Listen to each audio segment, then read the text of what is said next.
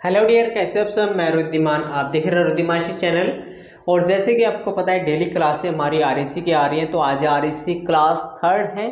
और जैसे कि हमने पिछली क्लास में बात किया था history of refrigerator and air conditioning के बारे में, तो उसी को आगे बढ़ाते हुए चलिए हम बात करते हैं आज importance and application of trade. मतलब जो हमारी आरएससी ट्रेड है इसका आज के टाइम में क्या महत्व है और कहाँ कहाँ पर इसका यूज होता है। लेकिन मैंने आपको फर्स्ट वीडियो में ही बताया था कि हमारे जो लेक्चर होंगे उनके अंदर आपको केवल लेक्चर नहीं मिलेंगे, साथ में मोस्ट इंपॉर्टेंट क्वेश्चन मिलेंगे, जिससे आप एग्जाम की तैयारी भी कर सकते हो और जो आपकी नोटबुक है वो भी अच्छी प्रकार से आप प्रिपेयर कर सकते हो। तो history of refrigerator and air conditioning के क्या क्या मोस्ट इंपॉर्टेंट क्वेश्चन हो सकते हैं जो एग्जाम में आते हैं या पूछे जा सकते हैं, तो वो क्वेश्चन हम पहले करेंगे और उसके बाद ये हमारा जो टॉपिक है importance of application and trade, ये हम बाद में कवर करेंगे। तो यहाँ पर हमारा हिस्ट्री ऑफ रेफ्रिजरेशन की सबसे पहला एमसीक्यू क्वेश्चन है, प्राकृतिक रेफ्रिजरेशन में कूलिंग इफेक्ट किसके द्वारा प्राप्त होता है। कौन सा पूछ रहा है? प्राकृतिक पूछ रहा है। A air, B ice, C refrigerator and option D air and ice दोनों के द्वारा। तो इसका राइट आंसर क्या था? इसका राइट आंसर है ऑप्शन बी, क्योंकि प्राकृतिक रेफ्रिजरेशन में क्या यूज हो रहा था? आइस यूज हो रही थी। कौन सी आइस? Natural ice. तो यहाँ पर राइट आंसर क्या है? ऑप्शन बी, बर्फ इसका राइट आंसर है। क्वेश्चन नंबर 2 है, फ्रिच डरायर ने पहली बार सेल्फ कंटेंड यूनिट कब पेश की थी, कब लेके आए थे? 1913, 1923, 1933 या 1943 में? तो इसका राइट आंसर क्या है? ऑप्शन बी, 1923 में इसको लेके आए थे। ठीक है, आगे चलते हैं। क्वेश्चन नंबर 3 है, विलियम्स कैरियर ने, किसने? विलियम्स कैरियर ने एक नए एयर कूलिंग सिस्टम, क्या? एयर कूलिंग सिस्टम मतलब एयर को कूल करने वाला सिस्टम के लिए आर्द्रता नियंत्रण डिजाइन, आर्द्रता क्या होते हैं? ह्यूमिडिटी कंट्रोल डिजाइन कब किया था? ए 1902 में, बी 1923, सी 1928, डी 1943 में? तो इसका राइट आंसर क्या है? 1902 में। अगर आपने पहली क्लास अटेंड की तो इसमें बताया गया था कि विलियम्स कैरियर ने 1902 में इसको क्या किया गया था? एक नया एयर कूलिंग सिस्टम बनाया गया था। नंबर 4 है, कृत्रिम रेफ्रिजरेशन में पहली मशीन बनाई गई, कौन सी बनाई गई थी? कृत्रिम, यहाँ पे प्राकृतिक की बात नहीं हो रहा है, नेचुरल की बात नहीं हो रहा है। ठीक है, रेफ्रिजरेटर बनाया गया था पहले या air conditioner? Option C ice machine या ऑप्शन डी रेफ्रिजरेटर और एयर कंडीशनर दोनों। तो जो पहली कृत्रिम रेफ्रिजरेशन मशीन, जो पहली मशीन थी वो आइस मशीन बनाया गया था। तो इसका राइट आंसर क्या है? Option C ice machine. Question number 5 है, घरेलू आइस बॉक्स, जो डोमेस्टिक आइस बॉक्स है टाइप के रेफ्रिजरेटर में बर्फ ब्लॉक सबसे ऊपर रखा जाता है क्योंकि? मतलब क्या पूछना चाह रहे हैं यहाँ पे? मतलब जो घरेलू आइस बॉक्स होता है वो रेफ्रिजरेटर में सबसे ऊपर ही क्यों लगाया जाता है, उसका रीजन पूछना चाह रहे हैं यहाँ पे। ठीक है, नंबर 1 यह उपयोगकर्ता के लिए आरामदायक। उपयोगकर्ता कौन है? जो यूज कर रहे हैं, यूजर कौन है? यूजर, जो उसको यूज कर रहे हैं, क्या उसके लिए आरामदायक है? ऑप्शन बी, पानी के वेस्टेज का निपटान जल्दी करने के लिए, मतलब जो पानी का वेस्टेज हो रहा है वो आसानी से उसका जल्दी उसकी निकासी हो सके। ऑप्शन सी, बाइनोक इफेक्ट के कारण ठंडी हवा नीचे की ओर बह सकती है। एंड ऑप्शन डी, उपरोक्त में से कोई नहीं। ये क्वेश्चन आप नोट कर लेना आपकी डायरी के अंदर।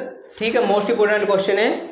अब देखो, ये सबसे पहले मैं बता दूं, इसका जो राइट आंसर ऑप्शन सी है, बाइनोशी इफेक्ट के कारण ठंडी हवा नीचे की ओर बह सकती है। अब देखो, ये जो होता है बाइकोनिस, ये होता क्या है? ये होता है मतलब उछाल के कारण। क्या होता है? उछाल। हिंदी में इसका वर्ड मीन है उत्प्लावन। ठीक है, मैं लिख भी देता हूं यहाँ पे, उत्प्लावन। ठीक है, लेकिन यहां पर बात क्या है कि अधिक उछाल के कारण, इसका मीनिंग क्या आएगा? अधिक उछाल के कारण ठंडी हवा नीचे की ओर बह सकती है। क्या है? मतलब यहां से क्या स्टार्ट होगा? अधिक उछाल। ये इसका क्या आएगा, वर्ड मीनिंग आएगा। ठीक है, तो इसका राइट आंसर क्या है, बाइनों के इफेक्ट के कारण ठंडी हवा नीचे की ओर बह सकती है। ऑप्शन में यही आएगा, लेकिन आपको ये याद करना पड़ेगा, अधिक उछाल इसका वर्ड मीनिंग है। ठीक है, आगे हम बात करते हैं क्वेश्चन नंबर 6, प्राकृतिक रेफ्रिजरेशन विधियों के नुकसान क्या है। प्राकृतिक नेचुरल रेफ्रिजरेशन सिस्टम के जो मेथड है उनके नुकसान क्या है। ऑप्शन ए, ये महंगे हैं। ऑप्शन बी, ये स्थानीय परिस्थितियों पर निर्भर करते हैं। ऑप्शन सी, ये पर्यावरण के अनुकूल नहीं है। या ऑप्शन डी, उपरोक्त सभी। तो इसका राइट आंसर क्या है, ये स्थानीय परिस्थितियों पर निर्भर करते हैं।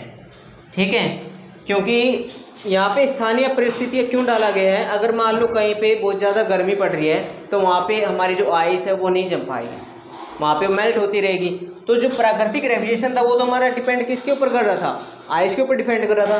तो इसी कारण से इसका राइट आंसर क्या है, ये स्थानीय परिस्थितियों पर निर्भर है। क्वेश्चन नंबर 7 है इवापोरेटिव। इवापोरेटिव को हिंदी में कहते हैं वाष्पीकरण। रेफ्रिजरेशन खालिस्तान कौन सी रेफ्रिजरेशन विधि है। ऑप्शन ए प्राकृतिक है, ऑप्शन बी कृत्रिम है, ऑप्शन सी प्राकृतिक और कृत्रिम दोनों है, एंड ऑप्शन डी कोई नहीं। तो इसका राइट आंसर क्या है, इसका राइट आंसर है ऑप्शन ए, वाष्पीकरण रेफ्रिजरेशन प्राकृतिक रेफ्रिजरेशन की एक विधि है। ठीक है, क्वेश्चन नंबर 8 है वाष्पीकरण शीतलन प्रणाली। अब वाष्पीकरण क्या था, इवेपोरेटिव कूलिंग सिस्टम अधिक कुशल है। क्यों, गर्म और आंदर। देखिए मैं पहले आपको यहाँ पे क्लियर कर दूं, आंदर हमारा ह्यूमिडिटी होता है, गर्म हॉट होता है। ठीक है, हॉट और ह्यूमिडिटी स्थितियाँ, ठंडे और आंदर स्थितियाँ, गर्म और शुष्क स्थितियाँ, या ऑप्शन डी मध्यम गर्म लेकिन आंदर स्थितियाँ। ठीक है, यहाँ पे क्या कहना चाह रहे हैं कि हमारा जो वाष्पीकरण शीतलन प्रणाली है ज़्यादा कुशल कहाँ पे रहता है, ज़्यादा मतलब इफेक्टिव कहाँ पे रहता है, जहाँ पे अच्छी प्रकार से वर्क कर सके। तो जहाँ पे गर्म है और जो शुष्क स्थितियाँ हैं, शुष्क मतलब ड्राई। ठीक है, मतलब जहाँ पे ह्यूमिडिटी थोड़ी सी क्या है, लेस है। ठीक है, तो इसका राइट आंसर क्या रहेगा, ऑप्शन सी रहेगा। क्वेश्चन नंबर 9 है डेजर्ट बैग किसका उदाहरण है।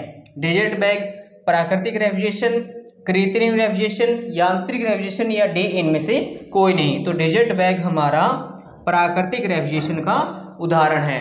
इन क्वेश्चनों को आप नोट कर लेना, क्योंकि हमेशा एग्जाम के अंदर इनमें से 1 या 2 क्वेश्चन पूछे जाते हैं। अभी आपके क्या है, क्लास वाइज चले हुए हैं तो आपको ज़्यादा मुश्किल नहीं होगी आपकी नोटबुक में नोट करने के लिए, लेकिन जब आप बाद में इसी नोटबुक को पढ़ोगे तो बहुत से क्वेश्चन आपको इसी नोटबुक में से आपके एग्जाम में आएंगे।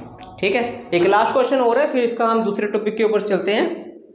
एंड क्वेश्चन नंबर 10 है, लास्ट क्वेश्चन है, पहली व्यावसायिक बर्फ, व्यावसायिक मतलब जो कमर्शियल होता है, कमर्शियल बर्फ बनाने वाली मशीन का आविष्कार कब हुआ था।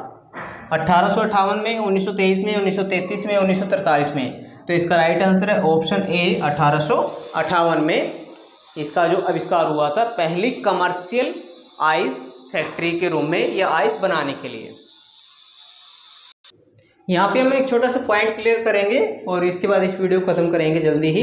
ठीक है, तो आज का जो अगला नेक्स्ट हमारा जो टॉपिक है important and application of trade, मतलब जो हमारी ट्रेड है आज के समय में ये इम्पोर्टेंट्स क्यों है। पहले तो बात करेंगे इम्पोर्टेंट्स क्यों है, उसके बाद एप्लीकेशन कहाँ कहाँ होता है। सबसे पहले तो इम्पोर्टेंट्स की बात कर लेते हैं। आपको पता है कि जो हमारी ट्रेड है रेफ्रिजरेशन एंड एयर कंडीशनिंग, आप चाहे कहीं पे भी चले जाओ आपको इसका यूज आज के समय में हर एक जगह पे मिलेगा। कैसे, देखो सबसे पहले रेफ्रिजरेशन वर्ड को ही देख लेते हैं, रेफ्रिजरेशन प्रशीतन। अब जो हमारे खाने पीने की वस्तुएं हैं वो आपको चाहे किसी भी छोटी दुकान पे चले जाओ वहाँ पे आपको क्या मिलेगा, फ्रिज मिलेगा। फ्रिज क्या करेगा, जो खाने पीने की वस्तुएं हैं उनको ठंडा करने का काम करता है, उनको सुरक्षित रखने का काम करता है। ठीक है, आप बड़े प्लांट में चले जाओ, बड़ी मशीनें लगी होती हैं, वहाँ पे आइस कैंडी प्लांट मिलेंगे, आपको कोल्ड स्टोरेज प्लांट मिलेंगे। ठीक है, क्योंकि आज के समय में स्टेप बाय स्टेप कहीं पे भी चले जाओ सारा क्या है, कनेक्शन REC का ही है। ठीक है, जैसे कि एक कंप्यूटर का काम है जहाँ पे भी आज के समय में हर एक ऑफिस में इंटरनेट या कंप्यूटर काम है, उसी प्रकार हर जगह पे रेफ्रिजरेशन एंड एयर कंडीशनिंग का भी काम है। और एयर कंडीशनिंग की बात करें तो आपको पता है, आप चाहे ट्रैवलिंग करो या घर पे बैठे हो या कहीं पे भी आपको कोई मेडिसिन लेनी हो, ठीक है, या आपको एक बड़े मॉल में जाना है, बड़ी बिल्डिंग में जाना है, किसी ऑफिशियल बिल्डिंग में जाना है, वहाँ पे हर जगह पे एयर कंडीशनिंग आपको मिलेगा ही मिलेगा। तो इस प्रकार से आज की अगर बात करें, इंपॉर्टेंस की बात करें, तो आप किसी भी फील्ड में चले जाओ, आज के समय में आपको जो RAC है वो हर जगह पे अप्लाई होता हुआ मिलेगा, चाहे आपको डोमेस्टिक हो, कमर्शियल हो या कंपनी हो, किसी भी फील्ड में आप चले जाओ। और दूसरी बात हम बात करेंगे एप्लीकेशन कहाँ का यूज होता है। अब जो हमने बात की थी पहले भी कि रेफ्रिजरेशन रिलेटेड टू वर्क या टाइप्स ऑफ रेफ्रिजरेटर और टाइप्स ऑफ एयर कंडीशनिंग, तो जितने हमने टाइप्स उसके अंदर बताए थे, जैसे कि रेफ्रिजरेटर का टाइप हमने क्या क्या बताया था, डोमेस्टिक में बताया था single door refrigerator, double door refrigerator, triple door refrigerator, ठीक है। उसके बाद कमर्शियल में बताया था ice candy plant, ice cold plant, ठीक है। उसके बाद हमने जो एयर कंडीशनिंग थे, एयर कंडीशनिंग में domestic, window AC, split AC, commercial में चले जाओ multi split AC, ductable AC, VRV AC, VRF, transport, ठीक है, वैक्सीनेशन के लिए। मतलब ये जो हर एक फील्ड है इन सब के अंदर क्या यूज हो रहा है, हमारा AC यूज हो रहा है, और वहीं पे हमारा क्या है, इन सबको एप्लीकेशन किया जा रहा है, इन सबको यूज किया जा रहा है, ठीक है। और इसी के बाद एक छोटा टॉपिक है और उसका भी हम खत्म कर लेते हैं, ठीक है। ये लास्ट टॉपिक हमारा, इसके अंदर बात करते हैं employment opportunity related to trade and work rule. मतलब जो हमारी ट्रेड है इससे संबंधित हमें कहाँ कहाँ पे काम करने वाली अपॉर्चुनिटी मिल सकती है, काम करना मिल सकता है हमारी ट्रेड से रिलेटेड ही, ठीक है।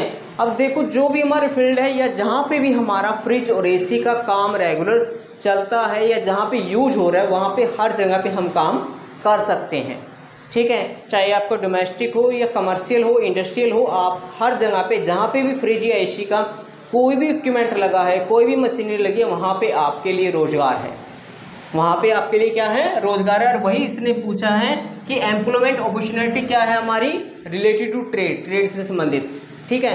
अब सीधी सी बात है, अगर आप कुछ भी आपका फ्रिज AC से रिलेटेड है, मतलब अगर आप घर पे आइस भी लेके आ रहे हो, आइस कहाँ बनती है, कंपनी बनती है, तो उस कंपनी में आपकी जरूरत है।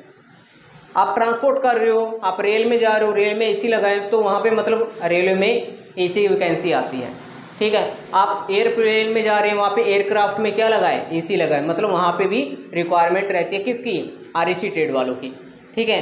आप दुकान से मिल्क लेके आए हो, मिल्क क्या है, ठंडा है, मिल्क कहाँ बनता है, कोल्ड स्टोरेज प्लांट में, ठीक है। मतलब मिल्क को स्टोर कहाँ किया जाता है, कोल्ड स्टोरेज प्लांट में, तो वहाँ पे आपकी रिक्वायरमेंट है। मतलब जहाँ पर भी आपका फ्रिज और AC का वर्क है या उसका यूज किया जा रहा है, वहाँ पे मशीनें लगी है, तो वहीं पे आपकी ही रिक्वायरमेंट है, आपकी ही एम्प्लॉयमेंट है, ठीक है। और वहीं पे आपको जॉब मिलेगा, और वो डिपेंड करता है कि वो private sector and government sector आप कौन से सेक्टर में करते हो, लेकिन जॉब आपको उन्हीं प्लेस में मिलेगा। जैसे आप किसी कमर्शियल बिल्डिंग में चले जाओ या ऑफिस में चले जाओ, ऑफिस में AC लगे हैं, अब AC की मेंटेनेंस कौन करता है, AC की देखरेख कौन करता है, या AC अगर ख़राब होगी तो उनको ठीक कौन करता है, तो वहाँ पर आपकी रिक्वायरमेंट है, ठीक है। बड़े बड़े मॉल में चले जाओ, वहाँ पे कूलिंग हो रही है, वो कूलिंग कौन कर रहा है, उन कूलिंग को कौन कंट्रोल कर रहा है, कौन देख रहा है, वहाँ पे RAC वाले बच्चों की जरूरत है, वहाँ पे RAC का वर्क है। तो ये जितने पॉइंट है वहाँ पे हर जगह पे RAC की जरूरत है, ठीक है। और नेक्स्ट जो वीडियो रहेगी हमारी सेफ्टी को लेकर रहेगी। तो आज की वीडियो यहीं पे हम विराम करते हैं। तो आज की वीडियो आपको कैसी लगी कमेंट बॉक्स में जरूर बताएं, एंड प्लीज़ वीडियो को शेयर जरूर करते रहे ताकि जो और बच्चे हैं, जो नए बच्चे हैं, उनके पास वीडियो पहुंच सके। And thank you watch my video, thank you.